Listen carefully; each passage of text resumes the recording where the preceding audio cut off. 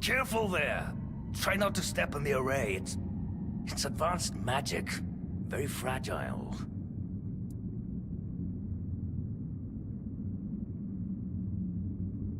Stop. Well, what I am doing here is very important. Besides, I'm hardly hurting anyone. Well, anyone that matters, that is.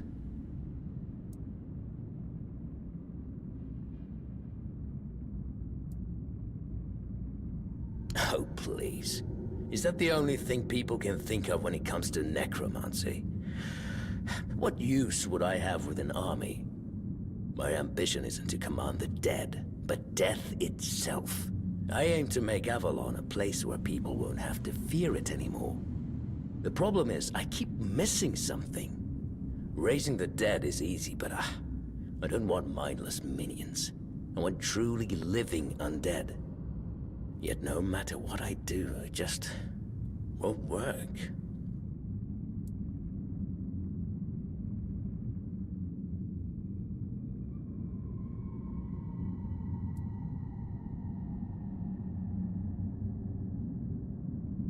And you don't understand what you're talking about.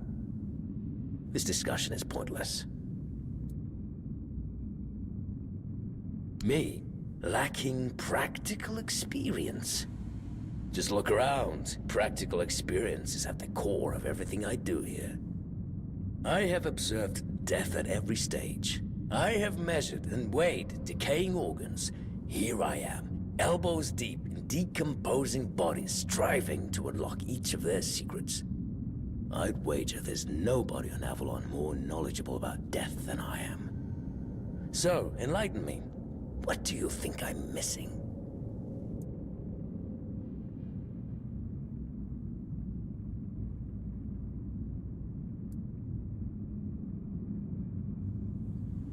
The servant is just a necromantic construct. We're not known for their conversational skills. He might be good at his purpose, but he's hardly ever been talkative around me. Perhaps he's forbidden from speaking with his masters. No one likes an opinionated servant, after all. Fine, go talk with him if you must, but don't hold your breath for any groundbreaking insights.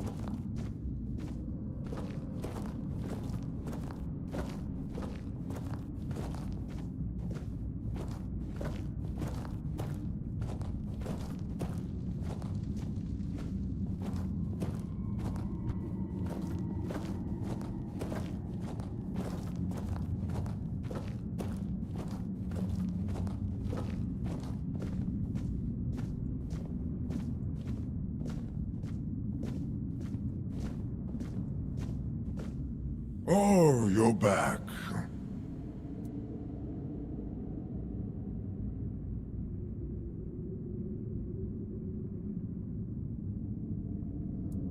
Oh, does he now?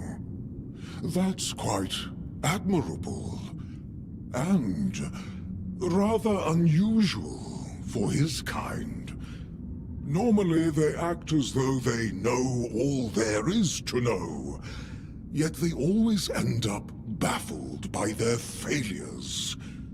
Oh, I'd love to help, but alas, I'm not certain I can. You see, death is intensely personal, and as such, quite indescribable. Well, whether you die alone or surrounded by loved ones, dying is the loneliest experience of our lives. It can't be shared or taken from someone. In the end, no matter how it happens, our death is the only thing that truly belongs to us. It's a potent experience, one for which there are no words, because there is simply no need for them. Nobody is meant to die and then return to tell the tale.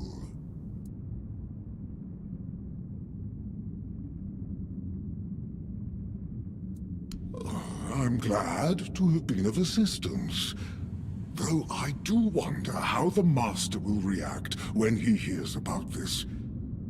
I just hope he doesn't do anything that will cause even more trouble here.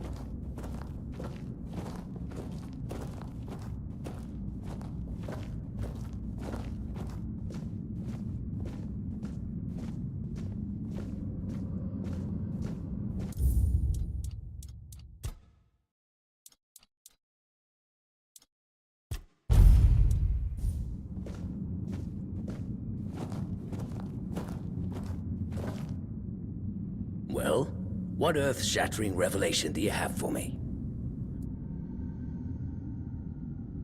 Are you threatening me?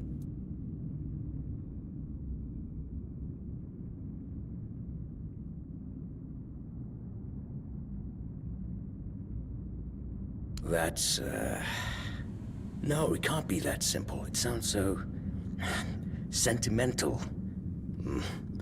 I don't believe in things that are indescribable or unmeasurable.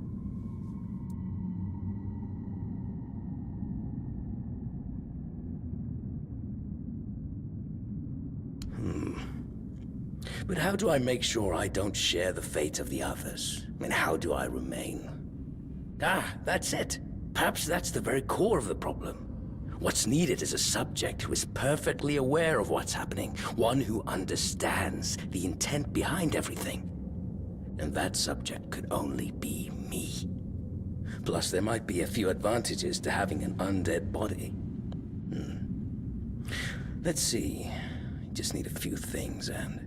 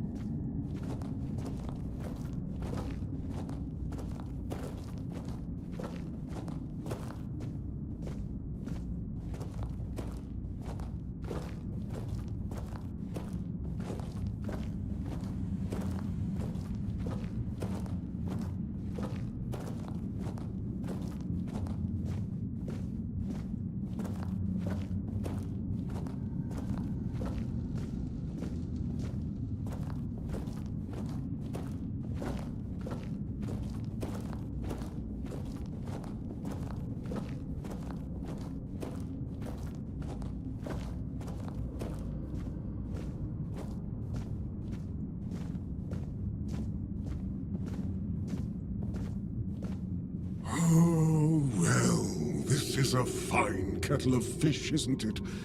Poor master. He must be terribly confused. I am the keeper of this cemetery. I know everything that happens around here. Master is... well, he's not really the master anymore. But he became one of us, so it is my duty to watch over him.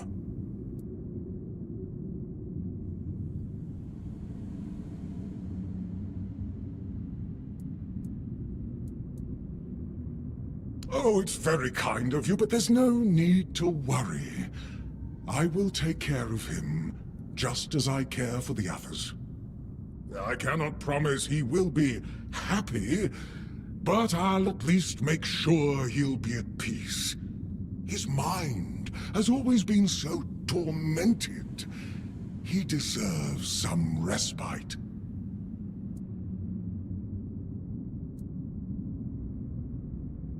Oh, please, visit any time. I'm sure it'll make him happy. And I suppose I won't be going to sleep just yet. Not while the Master is still adjusting to his new state. It might be a good time to tidy up around here. Who knows? I might stumble upon a few useful items for your journey. So, don't be a stranger.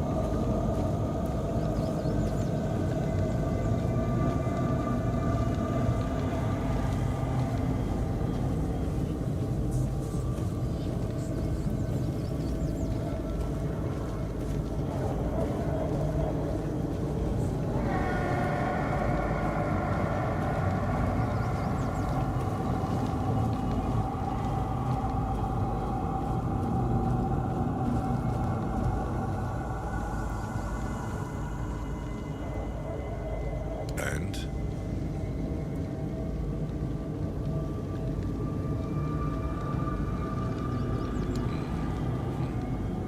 Your secrecy doesn't exactly inspire trust, you know.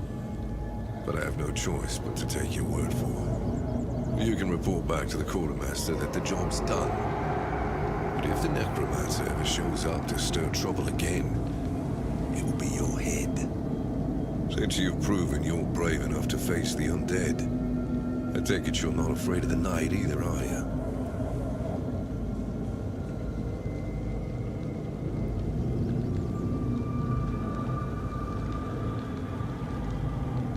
I might have another job for you if you're interested. A little while ago, another traveler came through here bragging that he found a place where he could easily gather ethereal cobwebs. He was supposed to return with proof. But, well, I'm afraid he may have met an unfortunate end, as often happens. But I'm still curious about the place he mentioned.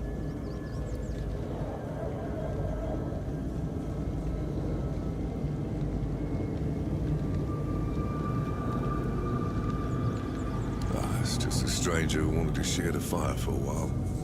I'll never ask his name. I didn't see the point.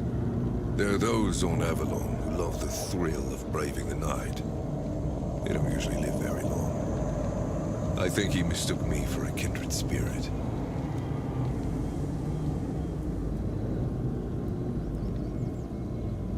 wander through the weirdness and observe the creatures it has altered, you'll notice a strange substance covering them. That's ethereal cobweb. And no one knows where it comes from. Although some scholars suspect it's the weirdness in its tangible form. I thought it could only be harvested from the bodies of those changed by the weirdness. But if that traveler was right, then there might be an easier way.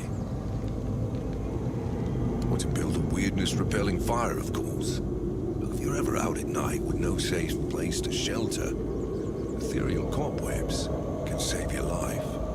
There's like a temporary personal menhir.